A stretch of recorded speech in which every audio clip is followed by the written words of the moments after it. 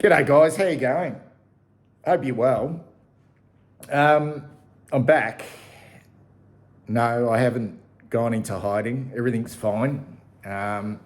Mentally pretty good actually, but I won't be, I'll just put it out there, won't be doing a review of the Collingwood game and won't be doing a preview of the Brisbane game. I'm just having a bit of a break from thinking about the club. I will be back. I will review the Brisbane game,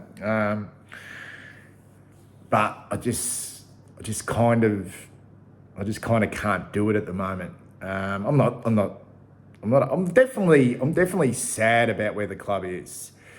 I'm really sad about where the club is, and the performance on Friday night, which for the most part I've just wiped it. But I just need, I'm just not feeling like I want to give them much. I don't want to give them much at the moment. And I got home late on Friday night after the game. It was a very ordinary night at the football. A strange night. I mean, generally Carlton Collingwood games, no matter how poorly the teams are going or one team is going, I don't know, the atmosphere is generally pretty good. But this was, it was a strange night. So I got home really late, and then was always, as I mentioned in one of the other videos, I was always going up to Mildura for the weekend, and we left at around about 10 o'clock, but by the time we got our arse into gear, and it's a bloody long drive up there. It's a long drive. And then got to Mildura around probably about 4:30. Went out, had some dinner, came back, and ended up watching the VFL game, and then went to bed. The Carlton VFL game, that is. So I've watched basically no footy this weekend, other than our game and a little bit of the Thursday night game between the North Melbourne and the Western Bulldogs. And listened to a little bit on the radio in the car on the way up and the way back. And then my young lad was obviously playing on Sunday, as I mentioned before, against the Bendigo Pioneers. He plays for the Western Jets, and they played them at 11:30. All the boys had travelled up by bus on the Saturday, so they stayed in town in Mildura overnight. And the game finished at around about 2 o'clock. By the time we waited for the young fella to come out of the rooms just to say hello, because they all got the bus back together. We didn't probably leave Mildura until 2:30, and we stopped once to get something to eat. We didn't get home till about 9 o'clock. Fucking tired. Like, geez, it's a long drive. It's a long drive up to Mildura, but it was a great weekend. Beautiful weather up there, and the boys, the Jets had a great win. They had a great win against Bendigo. I mean, Bendigo led at quarter time, and then after quarter time, they just annihilated them. They just played some terrific football, the Western Jets, and won by over 70 points. So they notched up their third win of the year, and that just made, and the young guy played really well, which was good, and it just made the trip home fantastic. And I just did not even think about our game on Friday night until I sort of got up this morning and thought, shit, I haven't done a review yet. And I thought, nah, fuck it. Just fuck it. I've got to do these votes. I'll put the votes video out because, I can't just let that slip away. And I'm just going to take a bit of time out from talking about the club. And I thought the perfect time to do that would not be to talk about that game on Friday night, and not worry about even talking about the upcoming game against Brisbane, other than the fact that the VFL boys on Saturday night because I watched that game and it was a terrific contest against two really evenly matched teams. I know Collingwood are in the top 8 in the VFL and we're just outside the top 8. And we've had a really strong, say, last 5 weeks or so in the VFL. I've built some really sort of consistent form, which has been really pleasing.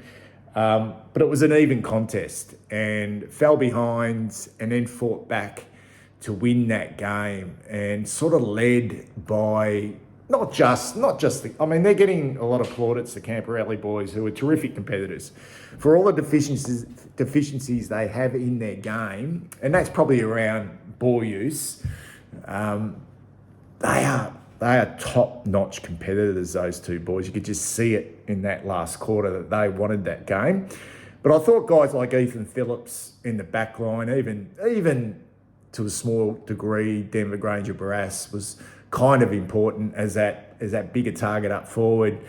Billy Wilson did some nice things. I thought the Irish boys showed a little bit, and I've been a little bit critical of Rob Monahan in the past, but he had his best game. He actually showed a little bit. Don't know if time's going to run out for him, given that he's out of contract, but yeah, he showed some nice signs. Will White was energetic as always. I'm probably missing a few here, but there's certainly, a lot of boys watching that game. One, they wanted to win it, and secondly, there was this feeling that they know there's some spots and there's going to be some opportunities over the final part of this year to potentially Benny Camporelli getting his first game. Lucas maybe coming back into the team. Billy Wilson getting another game. Will White maybe coming back in. So yeah, I think that was a good effort by the VFL boys. I'm not getting carried away with the young players. I think, there's a fair bit to go, and we saw that with Harry O'Farrell on Friday night. And this isn't a knock on Harry O'Farrell, because I think he'll be okay. I think he'll be okay. I think he's got some talent, but he's just undersized. He's as skinny as a rake, and he should be really spending a whole year in the VFL. So anyway, it'll be interesting to see what changes are made, because once again, there'll be multiple changes made, but there's got to be. You just can't chuck every young player into this team, because what's the use? They're going to cop a flogging anyway. Anyway, I'm here to do the votes. So apologies, there'll be no review and no preview, but I'll be back. And I've got some other stuff that I want to keep building into this channel as well. So yeah, it's always going to be Carlton.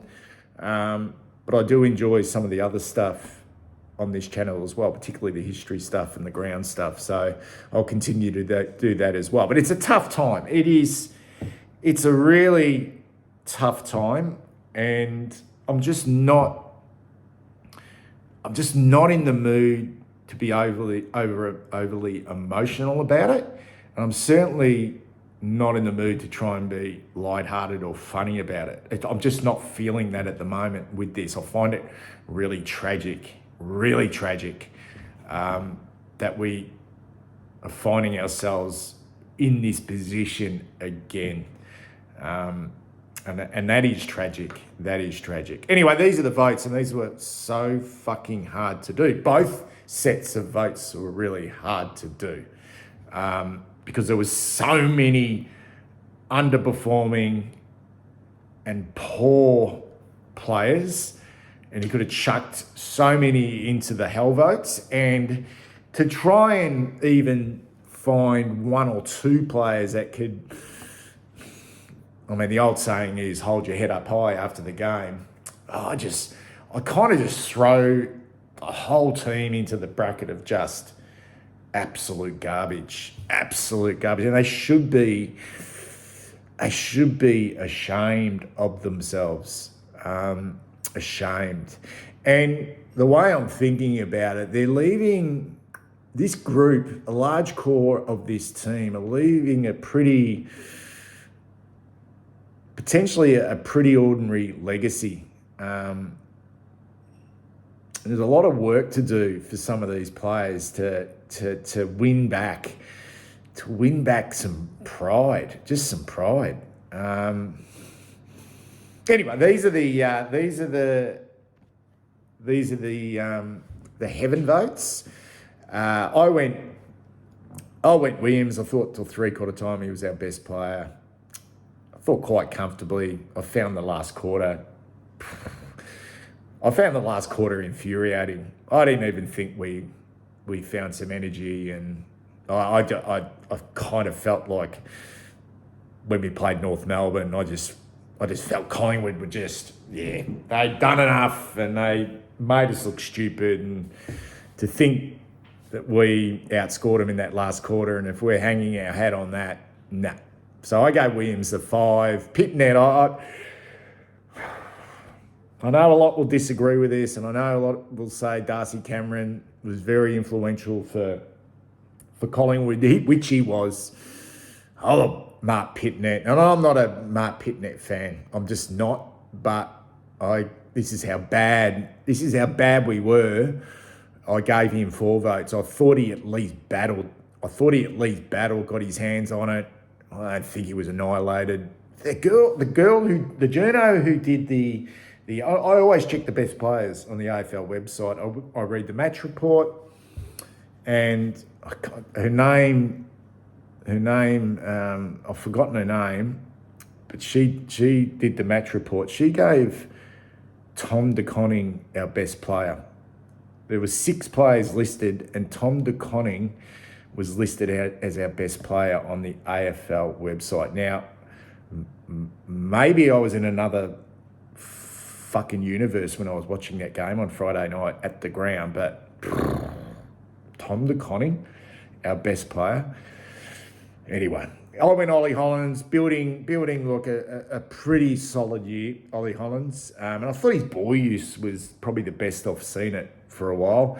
Lockie Cowan coming back in after that hamstring injury. I thought he played his best game for the season. He's only played, 6 or 7 games, but he gave a little bit of run in our back half. I didn't think their smalls, not that they had, most of their small forwards were out. Imagine if Bobby Hill and McQuarrie were playing and Schultz were playing. Fuck, that could have been over 100 points. And I don't even know why. We did these on Friday night, these votes, and I just threw the skipper in, which makes me feel a little bit uncomfortable because I thought we were, for the most part, led pretty poorly for the whole night. But I've thrown the skipper in for 1 vote. Spencer's gone Ollie Hollands, Lockie Cowan, Zach Williams, Adam Chera. Yep. Don't agree with that at all. And Patrick Cripps won the leaderboard. Hewitt still out in front, but Ollie Hollands is making a bit of a charge. Hewitt didn't do much on Friday night and hasn't polled for the last 2 weeks, I don't think. And he's on a bit of a run at the moment. He's now polled in 9 games, up to 55. Hewitt on 77. Cripps still remains in 4th position. Chera in 3rd. De Koning just stagnated a little bit in 5th position. Wiedering, Haynes, Silvani, Mitch McGovern and Sam Walsh, who's been hanging around in that top 10 for a long time now, and he's not even playing. He's on 17 votes. And we've got a couple of new players into the mix. We've got Mark Pitnet gets his first votes, and also Lockie Cowan, and Zach Williams made a bit of a leap up the leaderboard. But all the interest there is with George Hewitt and Ollie Hollands. Let's get to the hell votes, guys. These were very hard. And I've chucked the youngster in there. I just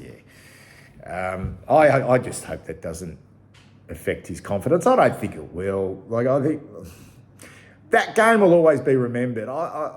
You'll always remember that game. Remember that second game Harry O'Farrell played when the Pies just isolated him. He got no help from his senior teammates. They just they just hung him out to dry. That's what it felt like.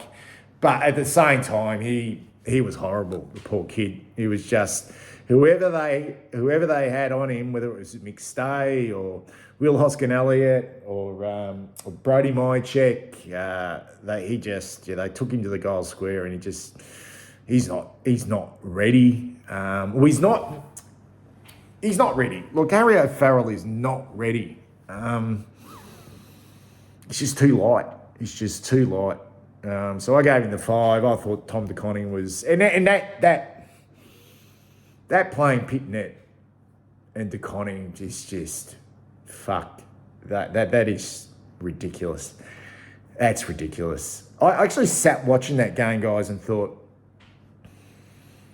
which I don't think is the case, but Tom De Koning's a ruckman.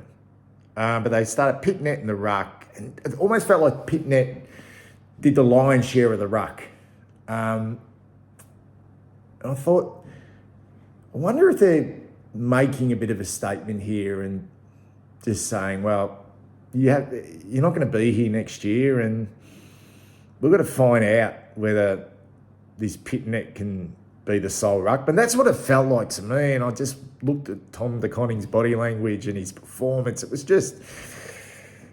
terrible. He was terrible. He was terrible forward of the ball. He had no confidence when he was in the ruck. I completely disagree with Spencer. I was very critical of Adam Chera, particularly in that first half when the game in that second and third quarter, he was nowhere to be found. So I gave him the 3. Same with George Hewitt. I know George battles away, but we were annihilated in the middle of the ground, and yeah, I gave Joe. And that's probably why I'm a little bit uncomfortable with the Patrick Cripps 1 vote. But who else were you going to put in there? Maybe you can help me out. And I gave Fogarty, who, hardly cited Lockie Fogarty.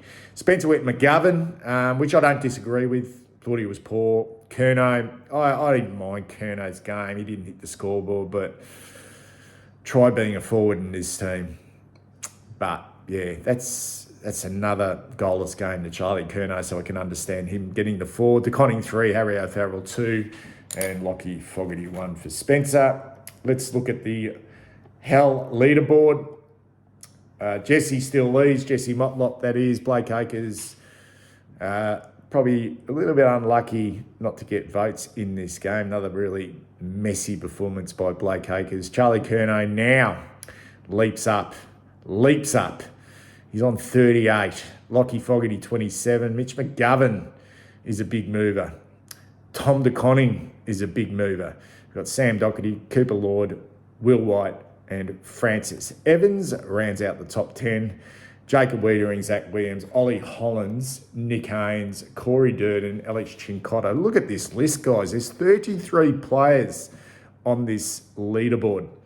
And George Hewitt is a new addition. Who would have thought that George Hewitt, after the season he's had, would find his way into the Hell votes? And I didn't do it just to make a point. I thought he was fucking average on Friday night in the middle of the ground. Anyway, guys, that's an extended votes video. We'll wait to see what the selection is for the game against Brisbane. But I'll definitely be back to review that game. Anyway, how did you see it in regards to the heaven and hell? Would you have any other players in the votes? Let us know in the comments below. Anyway, speak soon.